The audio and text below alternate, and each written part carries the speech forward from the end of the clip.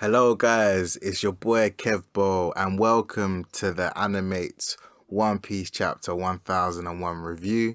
This is something we have started to do on the channel, and as you know, we love One Piece and we know you guys do as well. So this is for those ones out there that are interested. So first and foremost, we have got to over 1,000 chapters. We're on 1,001. So for all you guys out there saying, "Oh, go to this, go to that," the man has hit over 1,000 chapters. Who would have thought we would have been here? So from this moment moving forth, he deserves the title Golder. Whether it was debatable before, up for question, before it's not even a debate right now. This guy, he's a goat still. He's Golder. He's Golder moving forward. But let's get to the chapter. So the chapter starts leaving off where we left off on chapter 1000 with Luffy punching and getting a hit on Kaido. Obviously, it was put out of proportion a bit. Like everyone was hyping it up a lot, and we wanted to know how much damage did he actually do. And 1001 confirms that Luffy did manage to hit a blow, sorry, on Kaido. So it is confirmed that he has now got the haki, the Ryo, to do the damage. So yeah, it was a nice way to start off the chapter, just to confirm that. But on the flip side, for me personally, seeing Kid and Law not having haki, it was a bit disappointing, in the sense of Law understandable, like it makes sense, but Kid, seeing him in the prison with Luffy at the same time, a lot of One Piece heads assumed it would have been narratively, it would have made sense if Oda had allowed Kid to leave because he had already learned the haki, so that there is no gymnastics going around trying to come up with ways to injure Kaido now. Because if he had the haki, the Ryo, it just makes the story much easier and allows it to be more convenient. That's all. So Oda's decided to allow Kid to come up with a creative way to damage Kaido, which we know the only confirmed way to damage him is Ryo. So I don't know. For me personally, it didn't quite sit well with me. But again, Oda's gone down that route, so it is what it is. And then obviously into the chapter as well, we have a part 2 of the Luffy versus Kaido exchange, with Kaido going straight into the Thunder Bagua. We all know that one-shotted him before. So to see Kaido going straight for it was nice, because it allows us to see the growth Luffy has. And lo and behold, he uses Future Sight and is able to kind of just miss, like Kaido still hits him, but not as clean as he once did. So that was a nice touch to show that yes, he wasn't thinking straight, he wasn't calm, because as we know, to use Future Sight effectively, you need to be in a calm state, and Luffy effectively did that. So yeah, it was just a nice touch moving forward, knowing that Luffy's grown. Obviously, another highlight of the chapter was Zoro being able to copy Kinemon's technique. It was a nice touch. There was some foreshadowing before, I believe, on Punk Hazard, so that was a nice touch, and it was a nice way to demonstrate that Zoro has learnt that. It was a bit interesting to kind of. I think it would have been nice if we had seen a little bit of training, but again, it's all good because it was foreshadowed, so it doesn't completely feel like it came out of nowhere. Although we can just assume that maybe when Luffy was in prison, Zoro was working on those things. The comedic value. So personally, I don't really like the comedic values. However, in this chapter, it was done right. Like, this is where, like, obviously it's an important fight. It is a big fight, high stakes, 2 Yonkos on the rooftop.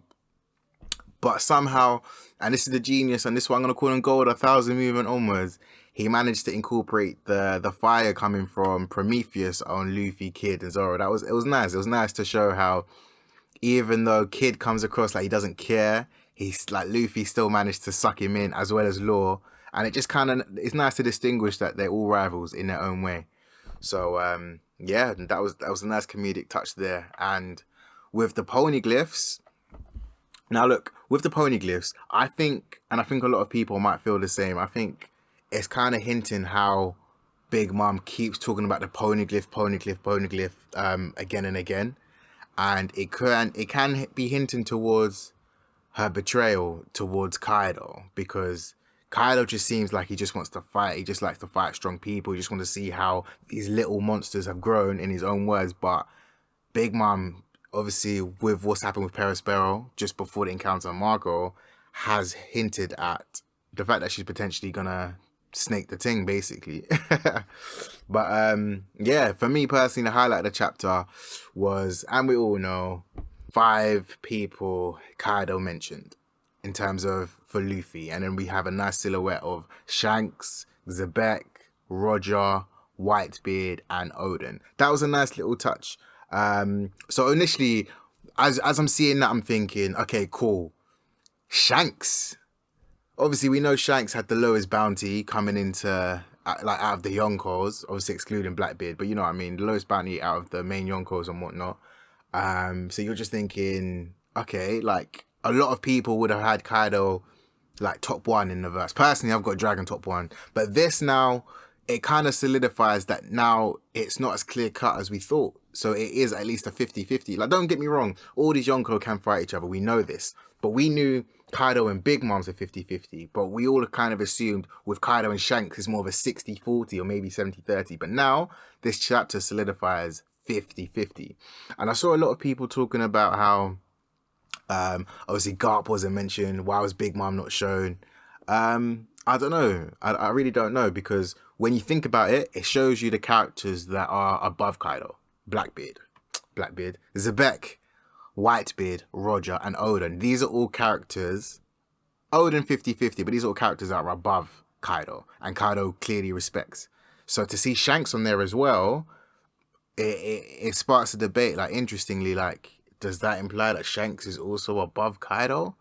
So yeah, it was a nice touch, and it just helps with the whole Dragon agenda, because personally I've got Dragon number 1. So if you got Shanks there, and let's be real, he must be using Rio, or Kaido must have felt Rio, because obviously it confirms that something went down during the Kaido and Shanks exchange. So that was quite interesting to see.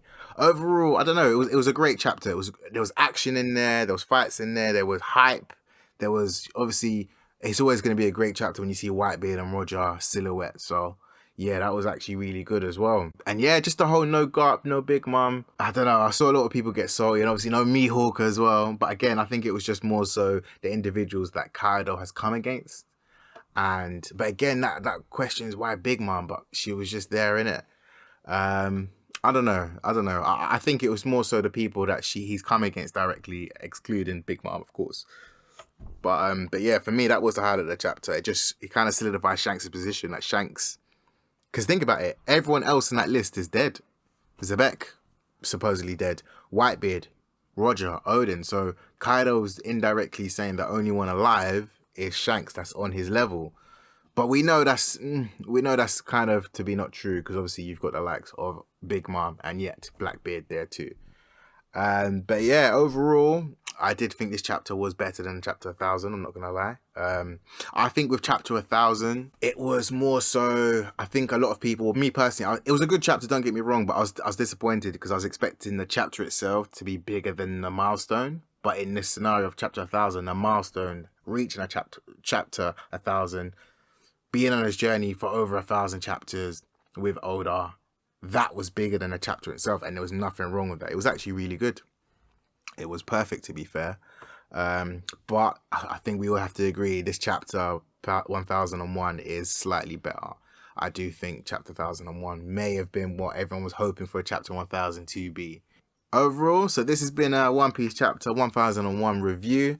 Let me know if you enjoyed it, and give us a comment and a like to know if you want more of this on the channel, and subscribe. And yeah, so moving forward, if you guys do want more, we're more than happy to give it. So we'll catch up with you guys next time. Peace.